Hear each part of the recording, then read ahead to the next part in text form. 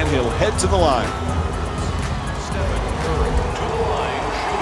First free throw, good. Live video gaming is here, and I'm not going to stop talking about it until everyone knows what it is. And the secrets that companies do not want you to know about how much they make off of it. But guess what? DWT is here to crack open that eggshell and reveal the juicy center. And just a warning, it is not pretty. Gamers across the world have expressed their opinions on how EA treats the traditional video game model. At some point or another, many people have made up their minds as to if this institution is practicing business with a clean set of hands, or has simply gone hollow. Either way though, it's a company that I can barely recognize with my own eyes anymore. EA used to be such a different corporation.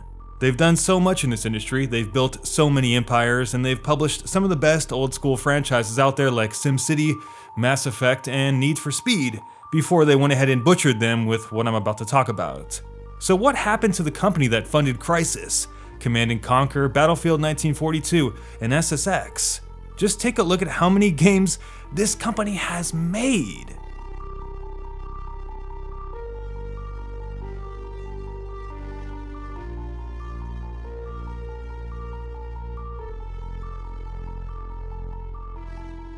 This is no newbie game publisher. This is one of the biggest publishers in the world. Through the good times and the bad, EA has been at the forefront of not just games development and publishing, but existing as the face of the industry. As a global leader, they have the duty to set a good example and define industry best practices, and they have not always done that. I would reckon that much of the disdain for EA is well deserved, as they for the most part have disregarded what their customers and their loyal fans actually want.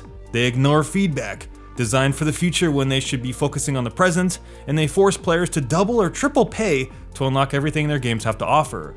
This kind of behavior has grown systematic, unfortunately, and while EA is most certainly the first to be called out when something goes wrong in this industry, they aren't the only ones working with fishy fingers. What may shock you is why they flipped the 180 on traditional video game development, tossing out the pay me once box game in favor of extension-based gaming. Call it live gaming, service-based gaming, or upselling, call it whatever you want. It's all the same. Pay me more money for what you used to pay less for. Frankly, EA is treating the live game like they are taxes for gamers, as if they are not avoidable. If you want to play the average EA game and experience everything the game has to offer, then you cannot avoid the in-game store, the downloadable content, the live update, the season pass, or the locked-off content.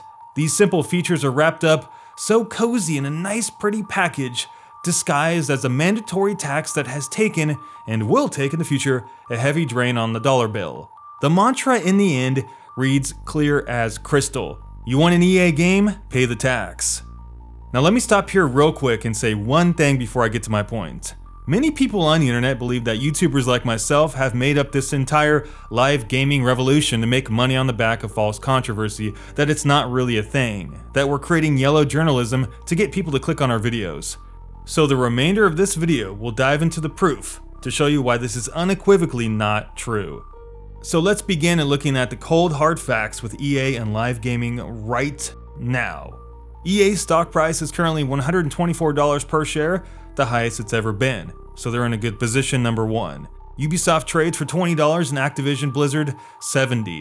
Therefore, EA is most certainly in demand. Stock prices are based off of supply and demand and driven by the performance of the company, that which is analyzed by Wall Street, so these numbers definitely hold some merit. So what does EA's performance actually look like though on paper? Maybe that will give us some clues as to what's going on with live gaming. Here is the reality of EA in 2018. I took this data, put it in this Excel file to make this graph, and here's what it says. First and foremost, EA's physical game revenue through packaged goods, which is just basically boxed video games, is 1/3 of their total revenue, yet has seen a sharp decline in the last 2 years, and we can all understand this. EA's mobile game revenue is 14% of their total sales and is on the rise just slightly. EA's digital sales are 12% of total revenue, yet are in a state of surprisingly high decline. This is incredibly strange at first glance. And EA's live gaming market revenue is 41% of all total revenue and has seen heavy increases in 2017. This year, those figures are in a slight decline because EA has really not released any new games with this model, so this line is expected to rise dramatically upon the release of Anthem. EA's live gaming and mobile market sectors account for over half of EA's revenue. That is truly outstanding considering that huge-scale live gaming is a relatively new endeavor for the company. So when you take a look at all that data, which by the way is ripped straight from EA's corporate financial reporting, can you see why things have changed so much in this industry? Just within the past 1 year, EA has made $1.895 billion. Think about that for a second with service-based gaming. Even amidst poor sales figures for their recent games, they are still making an absolute killing. EA's pockets are filling up not because they're selling more games, but because they're extracting more money per video game per person. How ironic is it that EA is making more money now by selling less video games?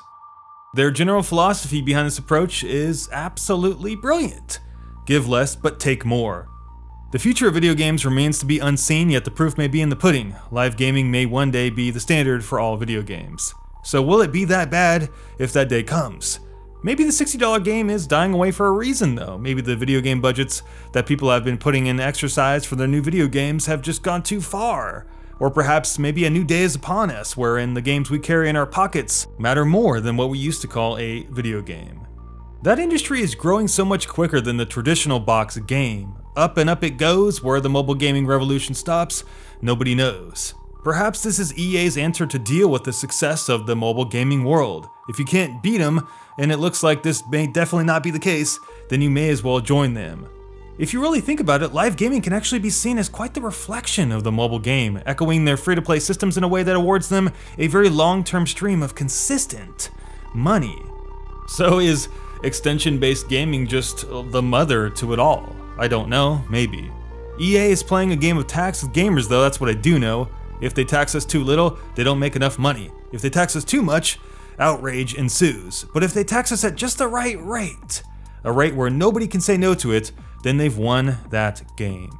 Has EA found the perfect tax rates for live gaming, or do you believe that this story is only the beginning? Let me know down below in the comments section, I would love to hear your opinion. Much love everyone, thank you very much for watching, and if you want to subscribe to this channel, that'd be awesome. Take care, and we'll see you guys in our next video. Peace, love, and happiness, till then.